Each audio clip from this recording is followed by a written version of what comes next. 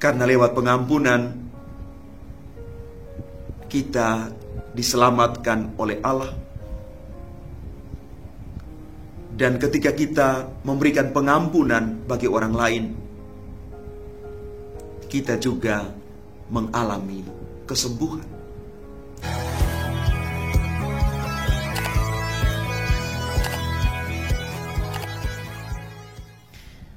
Salam Bapak Ibu, Saudara dan Saudari, sahabat-sahabat garam dunia yang terkasih.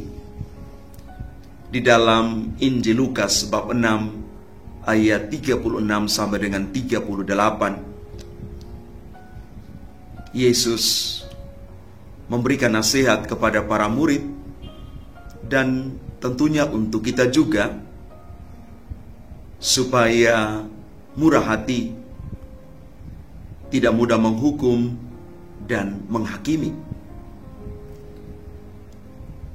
Kita juga diminta untuk mau dan rela mengampuni orang yang bersalah kepada kita. Kenapa demikian?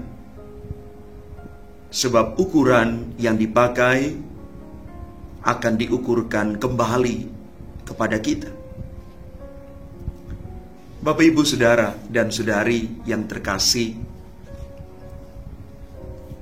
pengampunan itu bukan perkara yang mudah. Apalagi kita sudah disakiti. Apalagi kita merasa sebagai orang yang tidak bersalah.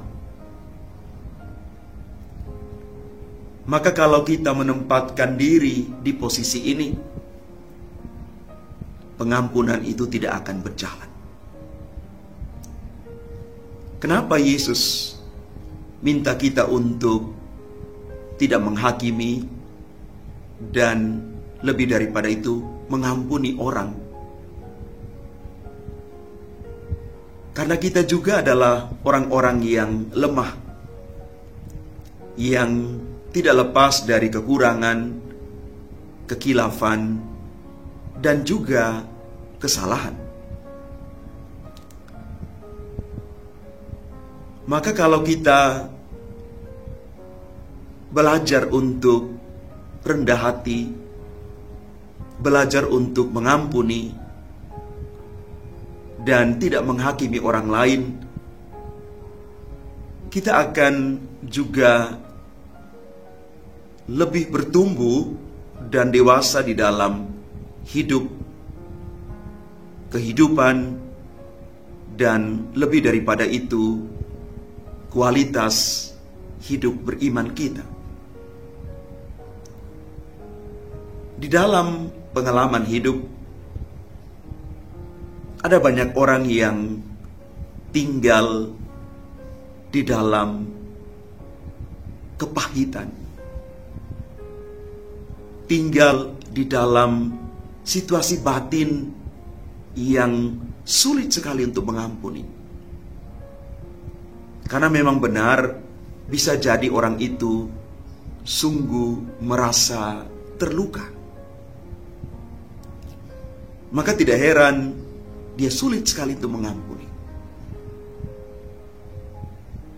Maka kalau kita mengampuni hanya dengan kemampuan kita sendiri, itu tidak mudah, sulit sekali. Karena kita masih membawa beban sakit hati itu. Tapi kalau kita membuka sedikit ruang hati kita supaya Tuhan masuk di sana, minta rahmat Roh Kudus untuk melembutkan hati kita,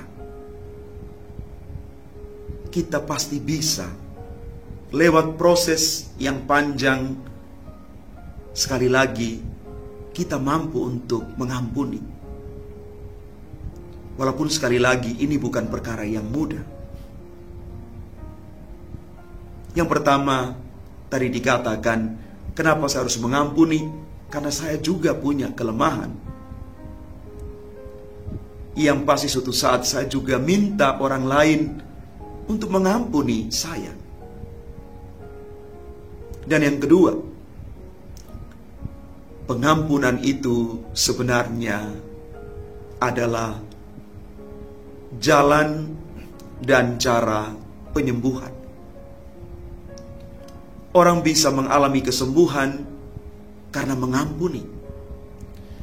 Orang bisa mengalami pemulihan karena diampuni dan mengampuni.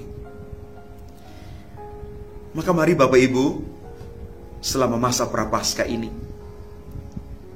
kita minta rahmat Allah supaya memiliki hati yang sungguh-sungguh bisa mengampuni.